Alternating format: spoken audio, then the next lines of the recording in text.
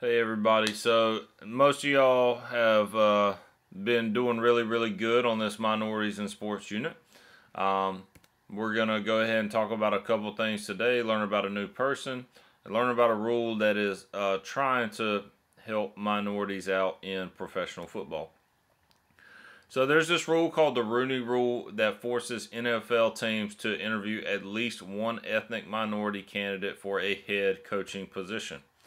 Dan Rooney was the owner of the Pittsburgh Steelers, and he did not believe that it was fair that there were not more minority coaches in the NFL, which he's got a point, guys, because 68% of the NFL is made up of African Americans, 28% white. But I think there's only 3 or 4 African American head coaches. There's a ton of staff African American coaches, but there's not very many head coaches.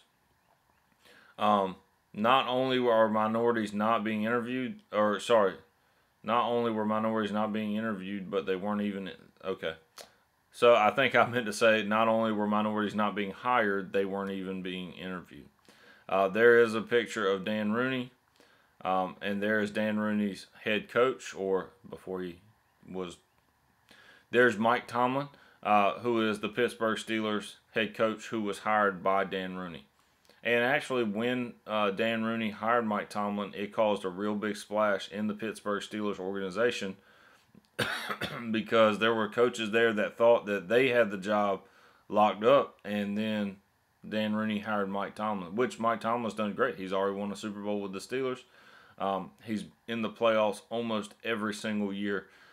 He wins his division. I think he's won his division 7 out of 14 years being the NFL or being the Pittsburgh Steelers head coach. So he's doing really well. And that's a tribute to Dan Rooney being willing to give him an opportunity. Let's talk about Fritz Pollard, guys. Fritz Pollard is the first African American college All-American in 1916 at Brown University, which is an Ivy League school. He was also the first African American head coach in the NFL. He coached a team called the Akron Pros. He was not only a head coach, he was also the star player on the football team.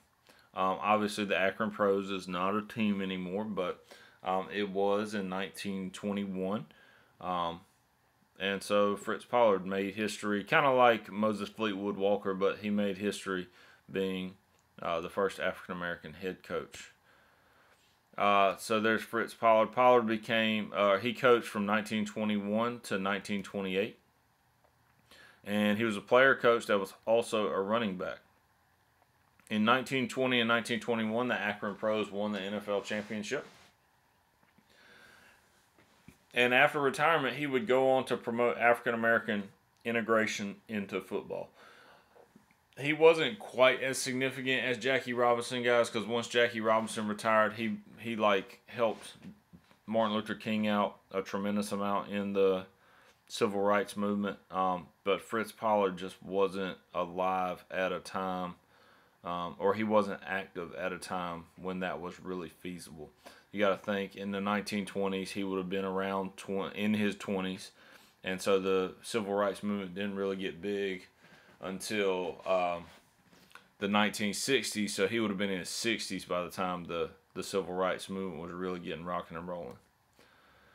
He was posthumously inducted into the Hall of Fame, which means he was inducted after he died, but he was inducted into the Hall of Fame in 2005. There's a picture of Fritz Pollard. There's what I can only imagine is one of his grandchildren with his statue. I really encourage you to go watch this video on my Google Classroom page. Fritz Pollard, great football player, did a lot for African Americans, helped get African Americans in the door in the NFL.